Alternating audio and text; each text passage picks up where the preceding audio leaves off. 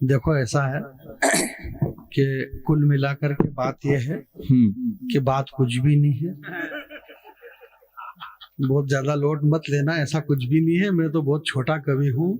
इन्होंने मेरे को बाद में इसलिए पढ़ाया कि अभी 2-4 दिन पहले यहाँ कवि सम्मेलन था चित्तौड़ के पास में, तो वो जिन्होंने कवि सम्मेलन करवाया गणेश समिति वाले लोग थे वहां भी, क्योंकि गणेश जी तो सब जगह है और समितियां भी सब जगह और विकास भी सब जगह हो रहा है। तो वहां उन्होंने कहा कि भैया ऐसा करो, 2-4 कवियों ने पानी पढ़ा और पानी आ गया।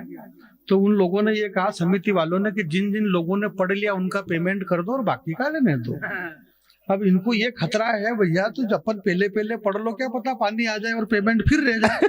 तो बाकी ऐसा कुछ नहीं। ताले वाले के लिए मैं आपसे नहीं कहूँगा, बिल्कुल लोट मत देना। मैं आपसे अगर 5 मिनट 7 मिनट इस मंच पे खड़ा रहूंगा, 5-7 मिनट में मैं एक बार भी अगर ये कह दूं कि आपको हाथ खड़े करना है और नीचे करना है और इधर करना है और उधर करना, कहीं भी नहीं करना। आपको अपने हाथ बस अपने साथ रखना है, जहाँ है उनको वहीं रहने दो। कोई ऐसा क्या मतलब है कि खड़ा करो ताली और ये करो, हाथ खड़े करो, कुछ भी नहीं। माल ओरिजिनल होगा तो मार्केट में अपने आप बिक जाएगा, विज्ञापन की कोई जरूरी नहीं है। ये सब अच्छा चल रहा है, बहुत बढ़िया चल रहा है। मैं आप लोगों को बहुत बहुत धन्यवाद देता हूँ और धन्यवाद देता हूँ मैं भाई आजाद, और आप लोगों को धन्यवाद देना चाहिए मेरे बड़े भाई आजाद शत्रु जी का, कि मैं इसमें कोई वो बड़ी बात नहीं। इस कवि सम्मेलन का जितना पूरा बजट है, इतना उसमें से आधा पैसा तो हमारा एक कवि ले लेता है। ये इस भाई की मेहनत थी कि इसने हम लोगों को, इसका प्रेम था जो हम यहाँ पर आ गए। तो मैं आजाद भाई यहाँ पे आ गया, और इतने खतरनाक सीजन के अंदर की रोज कवि सम्मेलन है, तो इस सीजन में भी क्या कर रहे हो? इस सीजन में आप पर अगर आप इतने कम में बुलाते हो, तो जब सीजन नहीं होता तब कितने में बुलाते होंगे? फिर तो फोकट में घसीटोगे मतलब है। और राजस्थान का मैनेजमेंट है, अगले आदमी ने अपने राजस्थान की वृंदावली गा दी। राजस्थान ऐसा है, राजस्थान वैसा है, राजस्थान तो जैसा है वैसा ही रहेगा। राजस्थान पर कोई कवि क्या कविता सुनाएगा मेरे भाई? यहाँ का कंकर कंकर शंकर है, यहाँ की हर मिट्टी मूर्त है, मंदिर है। हमारे लोग तो कई लोगों विदेशों से लोग इस पवित्र मिट्टी को दर्शन करने के लिए आते हैं कि यार वो कौन सी मिट्टी होगी, वो कौन सी धरती होगी कि एक आदमी रास्ते चलते अगर जबान दे दे और पूरा शरीर घाव से भरा हो तो जबान पर आकर के सांप को कटा दे। ये वो धरती लोग तो यहाँ दर्शन करने, ये उसकी स्मृति में है। और आप लोग कह रहे हो हमको सुन लो यार। आपको यही मालूम नहीं है कि ये हजारों लाखों जानवरों को यहाँ पे दुनिया का सब पशु मेला लगता है, और उन पशुओं को झेल रहे हो, तो क्या तुमको 5-7 को नहीं झेलेंगे ये? भाई ये बहुत अच्छा है। ये भाई अपन ने क्या क्या नहीं झेला। अरे जानी बहुत अच्छा है। अरे आजाद भाई, जो परमाणु विस्फोट झेल सकती है धरती, क्या वो इस एक बच्ची को नहीं झेलेगी? सुल्तान जहां को मेरा गला खराब है, गला खराब होने से इनको कोई लेना देना नहीं। जो चीज खराब नहीं होना चाहिए वो नहीं होना चाहिए, बाकी गला खराब होने से क्या लेना देना आपका? यार गला महीना ही नहीं रखता है इसमें। उत्तर प्रदेश से चल करके यहाँ पर आई है। फोन पे इनको मैंने फोन लगाया, मैंने कहा कवि सम्मेलन में, बोले कहाँ? बोले चित्तौड़ में। अरे बोले मैं तो उत्तर प्रदेश में रहती हूँ, जानी भैया मैं इस धरती को प्रणाम करती हूँ, ये तो तीर्थ भूमि है। इस तीर्थ भूमि पे, राजस्थान की धरती पे कोई क्या कविता सुनाएगा? ये धरती है, हम इसको प्रणाम करते हैं। मैं तो प्रणाम करने के लिए आई हूँ यहाँ पे। तो हमने भी उसको 2 किलो दूरो भरो मिट्टी को और पैक करके नहीं पेमेंट रहे अंदर भाई घर ले क्या मतलब? कैसे रोज पाँव पड़ना इस राजस्थान की धरती को, इस राजस्थान की धरती पे पाँव पड़ने के लिए रोज के रोज लोग बाग आ रहे कि नहीं आ रहे हैं? मध्य प्रदेश, राजस्थान और छत्तीसगढ़ 3 जगह रोज पाँव पड़ रहे लोग दिल्ली के आके यहाँ पे, क्योंकि तीनों जगह चुनाव आ रहे हैं। चुनाव आ रहा तो सबको याद आ रही है। एक पार्टी को लोकतंत्र खतरे में दिख रहा है और एक पार्टी को हिंदू खतरे में दिख रहा है। मेरे को आज तक समझ में आ रहा है, जैन कह रहा है कि हम खतरे में, हिंदू कह रहे कि हम खतरे में, मुसलमान कह रहा कि हम खतरे में, दलित कह रहा कि हम खतरे में। तुम सब खतरे में हो तो ये तो बताओ ना कि तुमको खतरा किससे? क्या बात है, वाह। ये भी खतरे में, वो भी खतरे में। मैं एक बात कहना चाहता हूँ मेरे भाई, और बात ये कहना चाहता हूँ कि मैं बात इसमें कुछ भी नहीं है, परंतु फिर भी ये बात कह रहा हूँ कि ये जो हमारी जेब में मोबाइल है ना, इस मोबाइल का जो डाटा रहता है ना, मोबाइल डाटा, वो आप 5-7 महीने के लिए बंद कर दो। बस इसके बाद में कोई भी खतरे में नहीं, सब बढ़िया है। हाँ, अच्छी ऐसा बात। इस देश के अंदर हो ही नहीं रहा। और अगर खतरे में हो तो मेरे को बताओ, यहाँ बजरंग दल वाले बैठे, विश्व हिंदू परिषद वाले बैठे होंगे, आरएसएस वाले बैठे हुए होंगे, वहां सदा वत्सल्य वाले लोग यहाँ पर बैठे हुए होंगे, जय जवान जय किसान बैठे वाले लोग बैठे हुए होंगे, राष्ट्रमाता इंदिरा गांधी वाले लोग यहाँ पर बैठे होंगे, भारत रत्न राजीव गांधी वाले लोग यहाँ पर बैठे होंगे, इस भीड़ के अंदर सारे लोग बैठे हुए होंगे। मेरे को ये बताओ यार कि कहाँ खतरा और कहाँ ऐसा हो रहा है इस देश में, जबरदस्ती हवाएं फैलाई जा रही है मेरे भाई। हिंदुस्तान का इस सृष्टि का जो सबसे बड़ा महाकाव्य, सबसे बड़ा जो शास्त्र है, वो शास्त्र आप विद्वान लोग, बुद्धिजीवी लोग बैठे हुए हैं। बुद्धिजीवी का मतलब समझते हैं आप सब, जिसकी बुद्धि में छोटे छोटे जीव पड़ जाते हैं। ऐसे बुद्धिजीवी दिल्ली में रहते हैं, अपने यहाँ नहीं रहते हैं। अपने यहाँ तो ऐसे रोते हैं कि यार मूंगफली कितना की थी, बोला 10 रुपया की 100 ग्राम, बोला 10 रुपया की 100 ग्राम, तो ये ले 8 रुपया, 8 रुपया में 100 ग्राम और थोड़ी सी चाखवा में खाई ले। बोले मूंगफली तो बढ़िया है तारी यार, हम तो चखने में आधी मूंगफली यूं खा जाए। तो हमारा तो मैनेजमेंट इतना तगड़ा है, हम मैनेजमेंट से जीने वाले लोग हैं मेरे भाई। तो वो उन लोगों को पता ही नहीं कि खतरे में खतरे में खतरे में हिंदू मुसलमान खतरे में। अरे कोई खतरे में नहीं मेरे भाई। महाभारत दुनिया की सबसे बड़ी काव्य कथा थी। महाभारत से बड़ा 18 पर्व थे महाभारत के अंदर।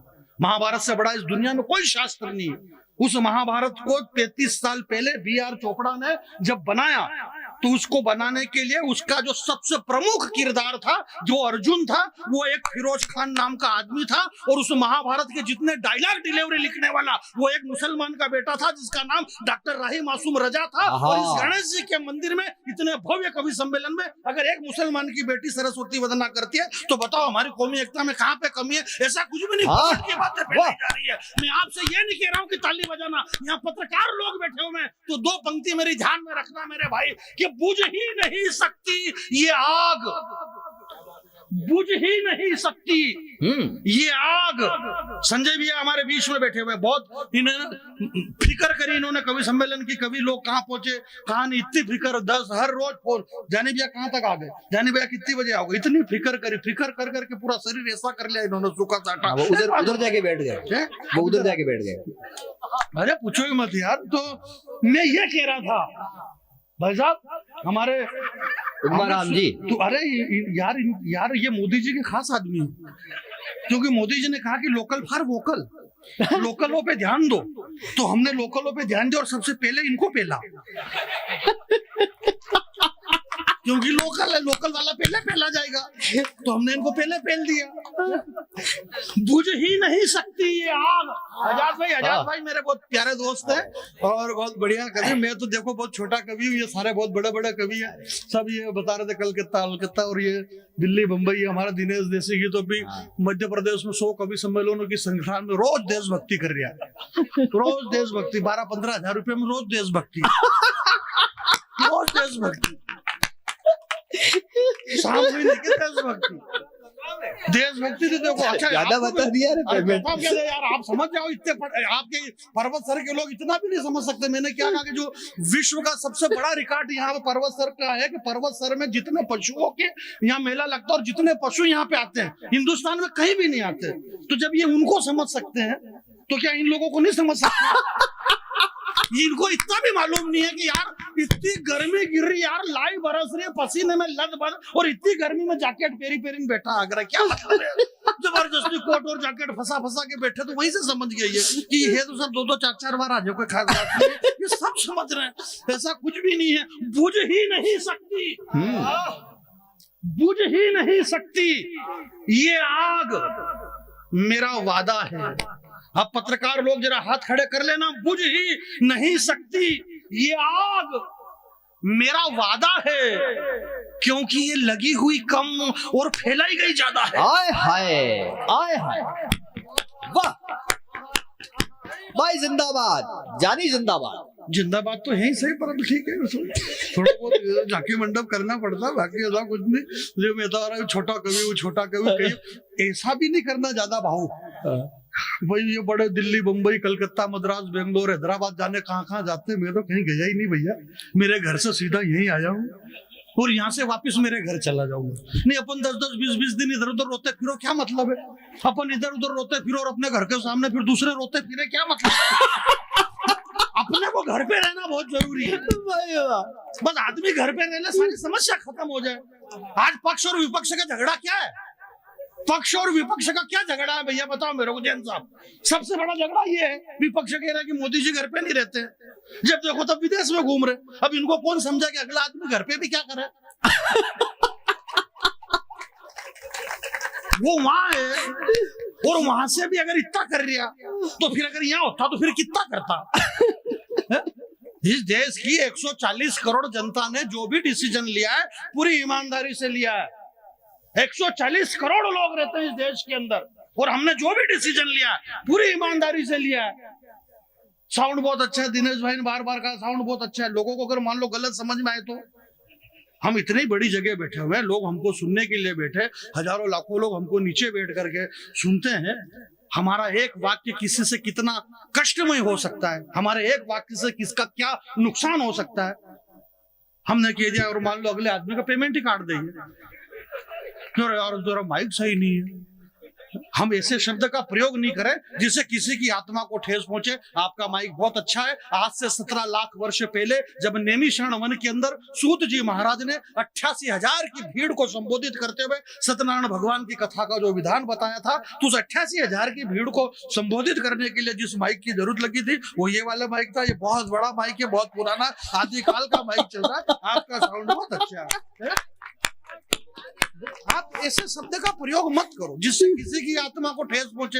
हम ऐसे शब्द, अब इनको यही मालूम नहीं है कि कांग्रेस वाले बैठे हैं, बीजेपी वाले बैठे हैं, ये नेता लोग तो कवि सम्मेलन करा रहे हैं और ये पैसा देते हैं और नेताओं के खिलाफ आप बोल रहे हो।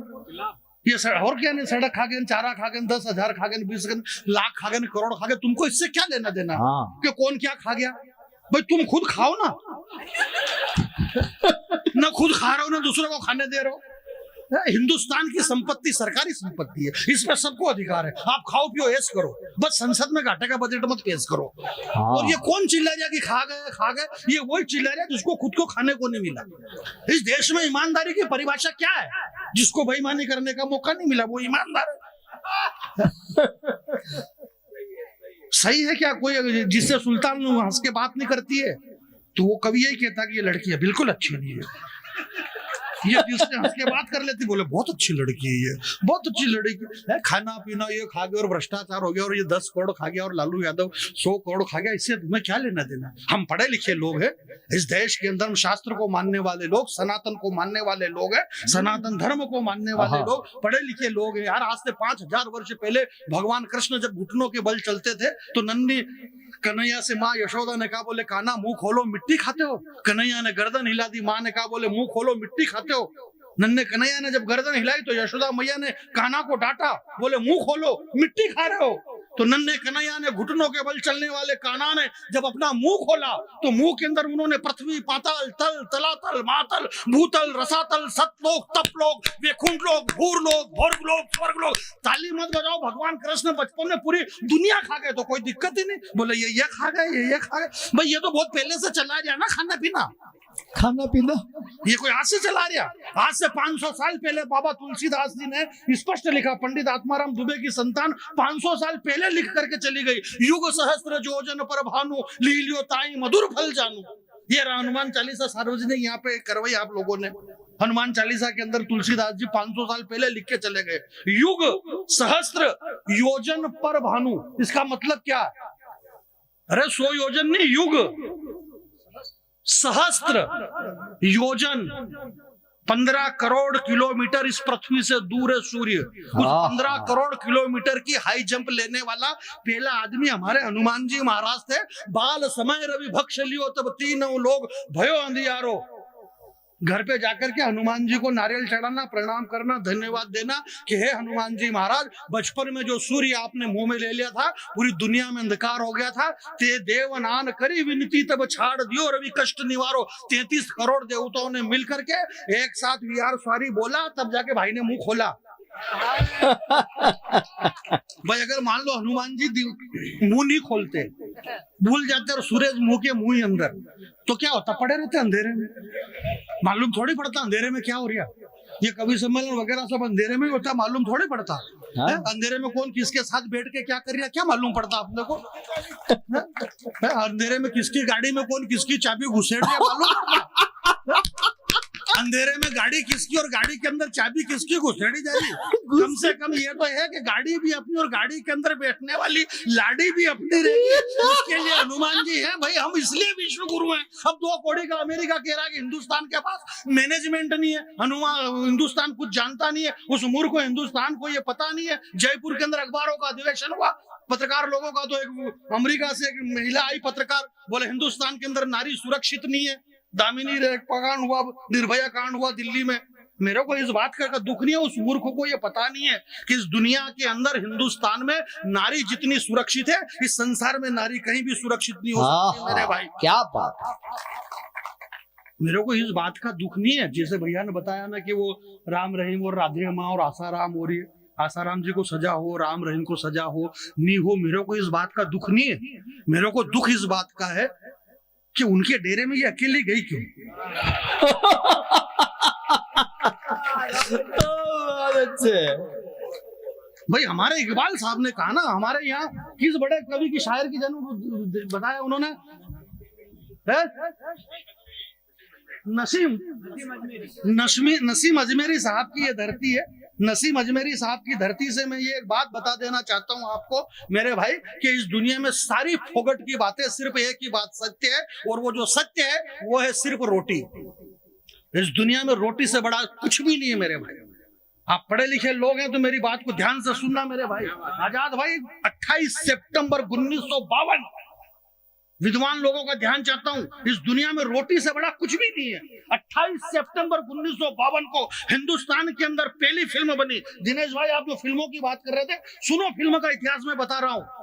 1952 को पहली फिल्म बनी, उस फिल्म का नाम था बेजू बावरा। उस फिल्म को बनाने वाला एक मुसलमान था। उस मुसलमान ने अपनी रोटी के लिए एक गीत लिखा। उस गीत के बोल थे, मेरा मन तड़पत हरि दर्शन को। वो गीत लिखने वाला शकुई शकील बदायूं नहीं थे, और उस गीत पे संगीत देने वाला एक मुसलमान का बेटा जिसका नाम नौशाद अली था, और उस गीत को गाने वाला पहला मुसलमान का बेटा जिसका नाम मोहम्मद रफी साहब था। इसलिए मैं कहना चाहता हूं कि मेरा मन तड़पत हरि दर्शन को, ये हरि कौन से? तीनों के तीनों मुसलमान के बेटे, और उनको मालूम कि मन तड़पत हरि दर्शन, ये हरी पत्ती।